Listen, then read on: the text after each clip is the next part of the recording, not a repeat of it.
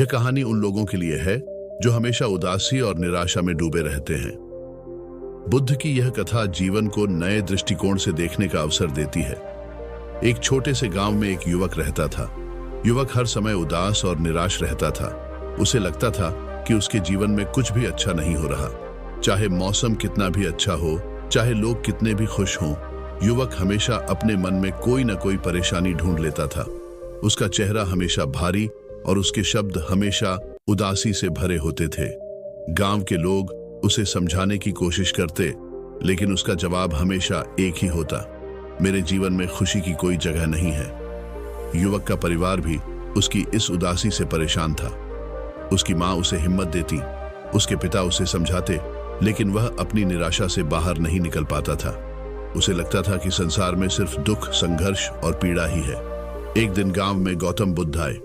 गांव वाले उनका बहुत आदर करते थे। उन्होंने सुना था कि बुद्ध लोगों के जीवन की समस्याओं को हल करने में मदद करता है। युवक की मां ने उसे बुद्ध के पास भेजने का फैसला किया। पहले तो युवक मना करता रहा, लेकिन आखिरकार अपनी मां के आग्रह पर वह बुद्ध के पास गया। बुद्ध ने युवक को ध्यान से सुना और फिर उसे एक विशेष काम दिया।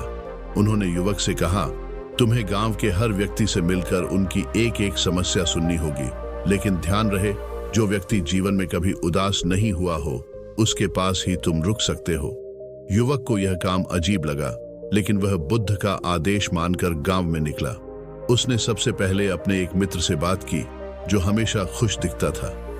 उसके मित्र ने उसे अपनी परेशानियां सुनाई, परिवार की आर्थिक तंगी, छोटी छोटी घरेलू समस्याएं और अपने भविष्य की चिंताएं।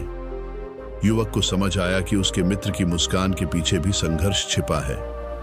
फिर युवक ने गांव के और लोगों से मिलना शुरू किया। हर एक व्यक्ति की अपनी अपनी मुश्किलें थीं।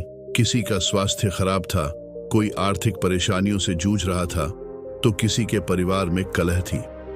हर बार जब युवक किसी से मिलता, वह उसकी समस्या सुनता और चौंक जाता कि खुश दिखने वाले लोग भी अंदर से कितने उदास हो सकते हैं। दिन बीतते गए और युवक को यह समझ में आने लगा कि हर व्यक्ति के जीवन में समस्याएं होती हैं। फर्क बस इतना है कि कुछ लोग अपनी समस्याओं के बावजूद जीवन में खुश रहना चुनते हैं, जबकि कुछ लोग केवल अपने दुख पर ध्यान केंद्रित करते हैं। यह बोध होते ही युवक के मन में एक बदलाव आया। उसे समझ आया कि जीवन में उदासी और खुशियां दोनों का अस्तित्व है, लेकिन यह हमारे ऊपर निर्भर करता है कि हम किसे प्राथमिकता देते हैं। आखिरकार युवक वापस बुद्ध के पास गया और कहा, मैंने सीखा कि हर किसी के जीवन में समस्याएं हैं, लेकिन कुछ लोग उन्हें लेकर नहीं बैठते, वे आगे बढ़ते हैं। बुद्ध ने मुस्कुराते हुए कहा, यही जीवन का सत्य है।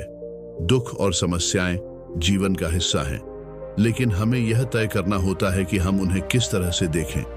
तुम जितना दुख पर ध्यान दोगे, उतना ही वह बढ़ेगा, लेकिन अगर तुम अपने आसपास की छोटी छोटी खुशियों पर ध्यान दोगे, तो जीवन में संतुलन और शांति पाओगे।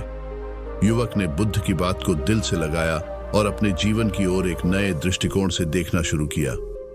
उसने अपनी उदासी से बाहर निकलने का प्रयास किया और धीरे धीरे उसने महसूस किया कि जीवन उतना कठिन नहीं है जितना वह समझता था। उसे केवल अपने नजरिए को बदलने की आवश्यकता थी। इस कहानी से हमें यह सीखने को मिलता है कि जीवन में हर व्यक्ति के पास अपनी समस्याएं और कठिनाइयां होती हैं, लेकिन यह हम पर निर्भर करता है कि हम उन्हें कैसे संभालें। हर समय उदास रहना हमारी सोच और दृष्टिकोण का परिणाम होता है। अगर हम अपने जीवन में छोटी छोटी खुशियों को देखना सीख लें, तो उदासी धीरे धीरे कम हो सकती है। धन्यवाद।